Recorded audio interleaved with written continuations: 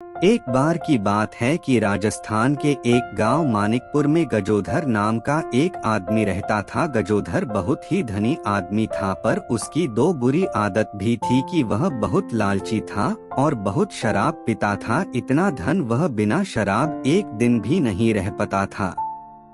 तभी गांव के कुछ लोगों को गजोधर बातें करते हुए सुनता है, जो बता रहे थे कि गांव से लगभग 100 किलोमीटर की दूरी पर एक सोने की खान मिली है।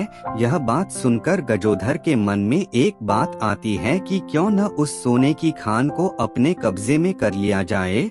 और अगली सुबह अपने गजोधर अपने दो साथियों के उस सोने की खान की तरफ निकल पड़ता है। ऊंट पर सवार होकर वे सभी गर्म रेगिस्तान में आगे बढ़ रहे थे। उनको चलते चलते एक दिन पूरा हो चुका था और अभी आधे से ज्यादा रास्ता बाकी था। धीरे धीरे उन सभी का खाना पानी खत्म होने लगा था। तभी दोपहर के समय एक तूफान आता है, जिसमें गजोधर के दो साथियों की मृत्यु हो जाती है, पर गजोधर बच जाता है। गजोधर अपने मृत साथियों को वहीं पर छोड़कर आगे चलने लगता है। गर्मी इतनी ज्यादा थी कि उसका सारा पानी खत्म हो चुका था, पर वह हिम्मत नहीं हारता और आगे बढ़ता रहता है।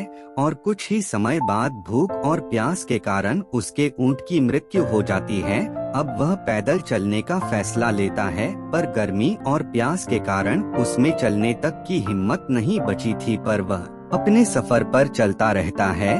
और कुछ ही दूर चलने के बाद वह जमीन पर लेट जाता है और भगवान से प्रार्थना करता है मैं उसकी जान बचा ले। तभी भगवान उसके सामने प्रकट होते हैं और उसके सामने दो ग्लास रख देते हैं, जिसमें एक में पानी था और दूसरे में शराब। भगवान उससे कहते हैं तुम इन दोनों ग्लास में से एक ग्लास उठा लो और अपनी प्यास बुझा लो। पर गजोधर पानी की वजह शराब का ग्लास उठा लेता है, जिससे उसकी प्यास तो बुझ जाती है, पर उसकी तबीयत खराब होने लगती है, क्योंकि उसने 2 दिन से कुछ नहीं खाया था और ऊपर से उसने खाली पेट शराब पी ली थी। अब धीरे धीरे उसके शरीर में पानी की कमी होने लगी थी, जी कारण उसको चक्कर आने लगे। पर धीरे धीरे वह आगे चलता रहता है। कुछ ही दूरी पर जाकर उसे दूर से सोने की खान नजर आने लगती है, पर अब भी वह सोने की खान उससे काफी दूर थी। पर वह हार नहीं मानता